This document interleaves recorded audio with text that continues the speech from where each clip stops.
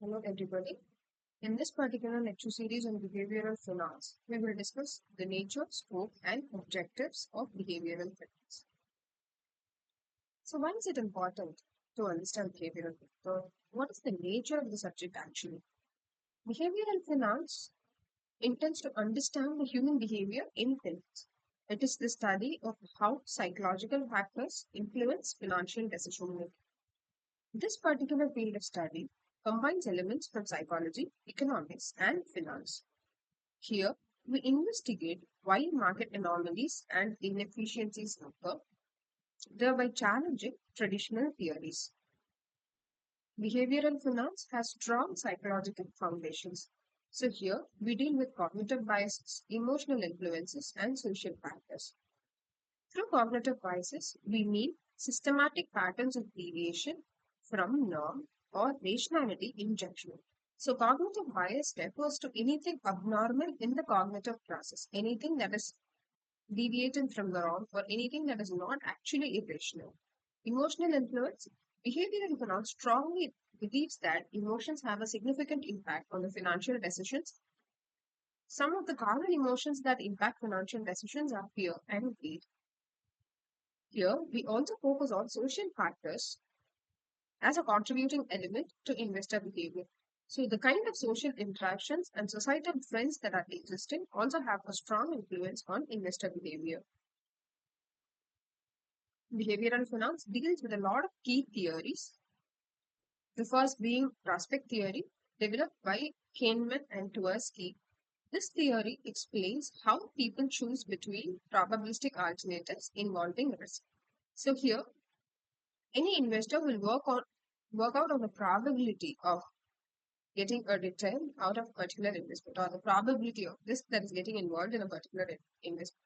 Based on this probability calculation, he would choose whether to invest or not. The second is mental accounting. This is the tendency to categorize and treat money differently depending on its source or intended use. So money is not treated the same at all the places. Um, with respect to the utility it has, with respect to how and why you're using it, money has a different value at different places. The third concept is heuristics. Heuristics are simplified decision rules that can lead to biased financial decisions. These are some shortcuts or some instinctive decisions that that determine how financial decisions happen. With respect to the scope, behavioral finance can be applied in a lot of areas. The first being individual investment decisions. So here we study about how cognitive biases affect personal investment choices and portfolio management. Behavioral finance would give us a clear idea of how an individual's cognitive biases will impact their investment choices. Second, on partners. So here we also study on how behavioral factors affect corporate decision making and strategic planning of organizations. Also, bubbles, crashes, and there are many more such market phenomena that are purely resultants of behavioral aspects. So, through the lens of investor psychology, we'll be able to examine how these market phenomena happen, or why they happen, what kind of impact they had as. The second major scope is research and analysis. So, behavioral finance involves data driven research in examining how the investor behavior patterns are and what market outcomes are. Second, this revolves around a lot of laboratory and field experiments to test the behavioral hypotheses that have been formulated. Also, a lot of models are being developed time and again by incorporating these psychological factors to predict market behavior. The third major scope is practical implementations. Behavioral finance would pave way for policy making. It would help us in redesigning regulations and policies so that they account for human behavior to stabilize the financial markets. Also, behavioral finance knowledge would help us in educating advisors to understand client biases and improve investment strategies. Behavioral finance would also, the insights gained out of investor psychology would help us anticipate market trends and movements, thereby having a lot of practical implications. The key objectives of studying behavioral finance are one, to improve financial decision making. So, by studying behavioral finance, we will be able to identify and reduce the impact of cognitive bias on financial decisions. With the knowledge of behavioral finance, we will be able to arrive at enhanced predictive models. We'll be able to develop models that better predict market behavior by incorporating psychological factors. Behavioral finance would also contribute to investor education.